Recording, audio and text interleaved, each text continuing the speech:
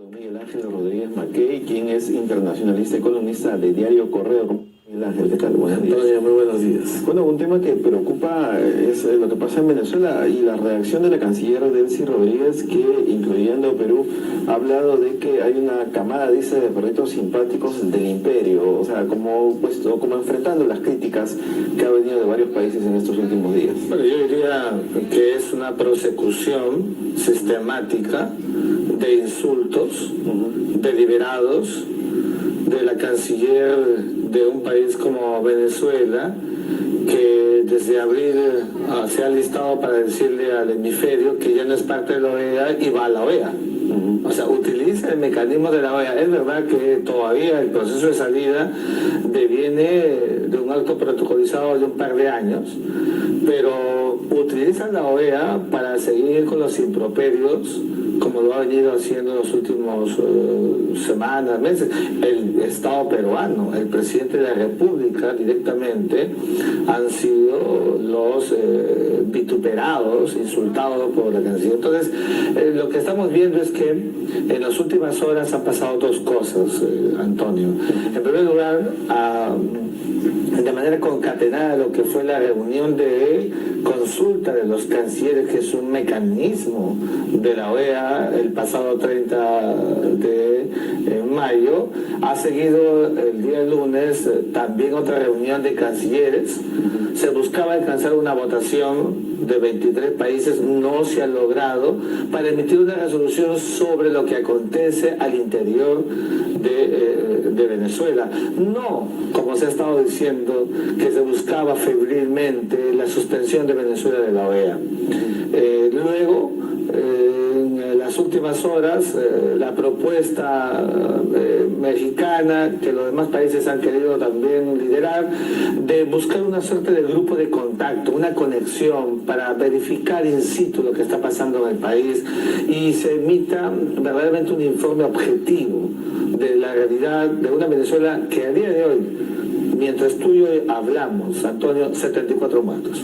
Entonces, estamos frente a esta reunión de cancilleres. Hoy se acaba de iniciar, será en breves horas, la Asamblea General de la OEA, en su edición 47ª, donde seguramente se va a abordar el asunto otra vez estelar ya, y vamos a ver cómo va más tarde. El problema es que Centroamérica, la mayoría de los países están en contra, apoyando siempre a Venezuela.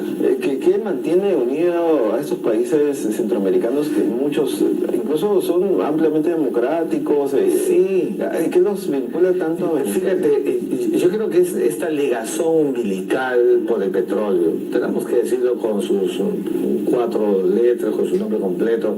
El petróleo ha hecho este nivel de dependencia, los famosos petrocaribes, de países que mantienen un nivel de conexión bajo este ratio de interés, cuando estamos viendo que las muertes, la violencia estructural en Venezuela debería llevar a adoptar una visión más principista, como dice la Carta de la OEA, la Carta Constitutiva de la OEA, y como dice la Carta Democrática Interamericana. Nadie puede negar, no se puede tapar el sol con un dedo, Antonio. Y entonces, bajo esta situación, el continente hoy, en una reunión panamericana, está a la espera y a la expectativa de que pudiera surgir una decisión que lleve más bien a abordar el tema de Venezuela transversalmente. No es achacar, no es buscar que Venezuela termine en términos políticos, en términos gubernamentales, mal. No, hay siempre ventanas abiertas, pero la canciller de Venezuela y el presidente de Venezuela no lo quieren. Frente a una situación como esta, tiene que haber, a mi juicio, un resultado que esperamos que en las próximas horas se produzca. Un hombre que hemos hecho bastante conocido en el mundo, en Venezuela ya lo era el de Luisa Ortega Díaz, que es la fiscal general, quien ha reaccionado de manera democrática, ni siquiera parcializada en el otro lado, pero ayer ha salido el Tribunal Supremo de Justicia de Venezuela a iniciar un proceso de antejuicio. Quieren hacerlo en tiempo récord, como para apagar una voz que se opone y que ha sido antes del chavismo, ¿no? Pero y además, qué bueno que lo digas, Antonio, la están presentando como una orate, como una mujer díscola, cuando lo que ella nunca ha renegado de su pasado chavista, incluso es una diferencia entre lo que fue Hugo Chávez y el señor Maduro. Y entonces ella se ha encumbrado valientemente desde el aparato del Estado, no de la oposición democrática venezolana, y eso hay que aplaudirlo. Y el gobierno usa la táctica, se vale de la estrategia de ponerla como una mujer con desequilibrios mentales, incluso combinándola con un examen psiquiátrico. Entonces estamos viendo que el régimen, por donde puede, buscará siempre crear un espacio para generar ese equilibrio que ya no existe. Hay un desequilibrio, y ese desequilibrio está en que es tan visible el mecanismo de la dictadura, la imposición del régimen, que en cualquier momento esto que ya es una bomba de tiempo, con tantos muertos, hay que insistir, tiene que dar paso a un estadio distinto. Venezuela se lo merece. Claro, y un tema importante que el mundo también debe saber con claridad lo que pasa en Venezuela, un tema anecdótico, un blogger muy conocido mexicano que usa el apelativo de Luisito Comunica, llegaba al aeropuerto de Venezuela y decía que le habían dicho que todo lo que se hablaba de Venezuela, de que había desorden, muerte, robos, era falso, pero bueno, él entró y lo primero que le pasó fue que le robaron la cámara, segundo que fue reprimido por un policía, ha mostrado al mundo las colas por pan, ¿no? Enormes colas de varios metros, desabastecimiento, en fin, o sea, sí es una situación crítica. Es una situación, Antonio, anarquizada. Es casi un estado fallido. En Venezuela la gente no puede salir después de las 8 de la noche. Tú sales del aeropuerto, como dicen muy bien, las motos te persiguen, y si tienes algo, y si se enteran que eres un extranjero, lo más probable es que seas objeto de un asalto. Entonces, es una Venezuela que no tiene ningún mecanismo de protección, ni al visitante, ni internamente. Hay que recordar, es el segundo país más violento del planeta. Están muriendo anualmente 30.000 personas en Venezuela.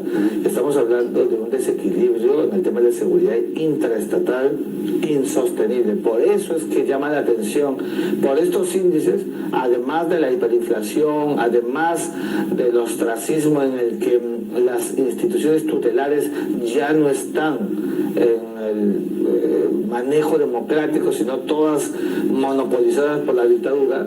Y eso, ¿cómo se llama? Se llama anarquía estatal y totalitarismo, casi comparable al del Kim Jong-un. Claro, y dos detalles interesantes. No es cierto lo que se decía de que es solo un sector de la población. En varias zonas de Caracas hay inscripciones en las paredes donde se hacen honor a los más de 70 muertos hace poco, bueno, desde el último levantamiento, entre comillas, y de otros fallecidos a lo largo de la historia chavista, ¿no? Las calles están impresos en las paredes y es una evidencia también de que ha habido crímenes, ¿no? Es un mapa, es un contexto muy deprime mucho a la situación en Venezuela, que ha producido justamente este gobierno, y por eso es que el tamaño de la acción internacional, la OEA tiene un compromiso el día de hoy, Antonio, y solamente con 18 votos, que es la mayoría simple, podría emitirse una resolución.